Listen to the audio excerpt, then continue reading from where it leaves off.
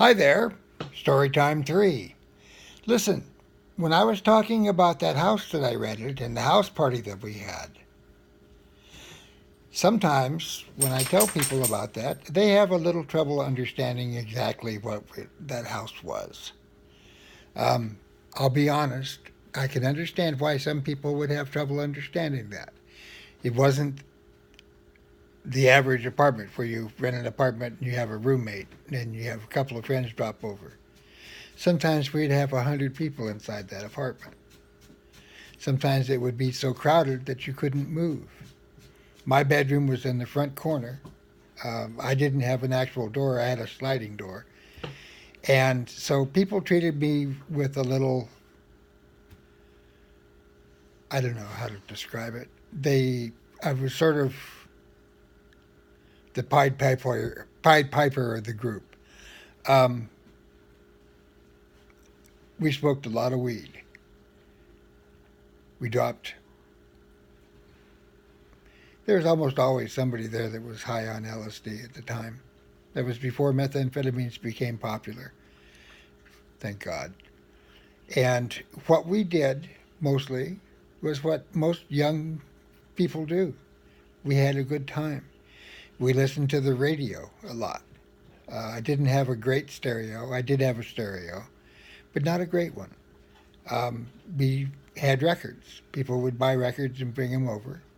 Because my stereo wasn't very good, the good records didn't usually get brought. Trying to find a good position for the camera. Um, we had a good time. We knew people that were doing things. They were productive. They would go to school. They would get decent grades. They were good artists. The Nitty Gritty Dirt Band, the original Nitty Gritty Dirt Band. I was friends with half of the band. Les Thompson, the guitar player, was married to the younger sister of one of my great friends, Tree Sloth, Michael Whitaker.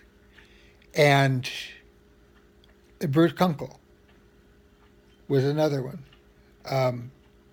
another member of the band, when I say that. Guitar, singing. Ralph was their singer.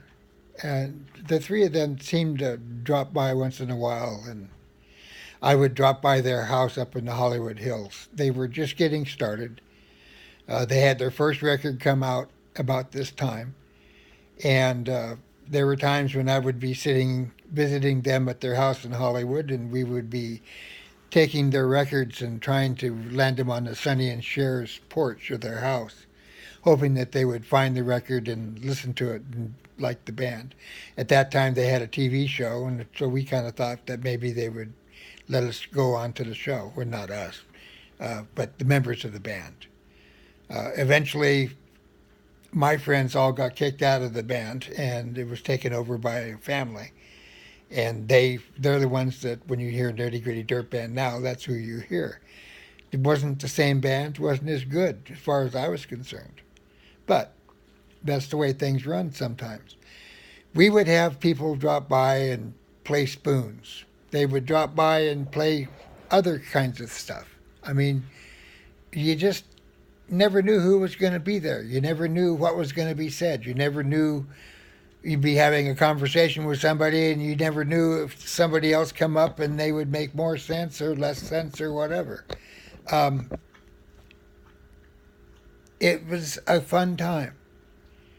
At the same time, it was an odd time because some people dressed really crazy, some people didn't. We all shopped at thrift stores. I just gave people a place to be. They felt comfortable. They could come over, they could smoke some weed, they could not if they didn't want to. There were people that didn't smoke weed. It's not like every hippie smoked weed. Most hippies smoked weed, but everybody was relaxed with everybody else. Woodstock hadn't happened yet. They were just starting to do large music venues. Just starting. Woodstock, of course, was the first big mass gathering. San Francisco Golden Gate Park. There was every Saturday there was a gathering. But then they had, I think it was in '67 that they had their first love-in. L.A. the next Easter Sunday had a be-in. I attended that. That was fun. I really enjoyed that a lot. I went there early in the morning. I drove a busload of people there, and I mean a bus. I had 120 some people that I drove there.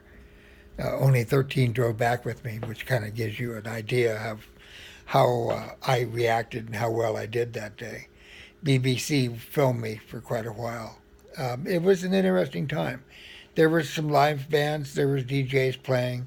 I was next to the Mamas and the Papas. They had a tent they had set up. We set up a tent right next door to them. Lots of people. I think there was 30,000 people there. No police at that time because they thought it was a religious group. It was Easter Sunday, Easter sunrise. And so we got there at 4 o'clock in the morning. We were getting there for the sunrise. Well, the police assumed it was a religious thing. So they sent 4 cops. They posted one at each entrance to the park and tried to get everybody to not go in. But surprise, surprise, the hippies all knew and figured, what the hell? We all went down, parked our buses, parked our cars, parked whatever. We went down there and we all met at the merry-go-round. And there was a big table full of weed there. There was people wandered by. People would walk over, roll a joint, and leave.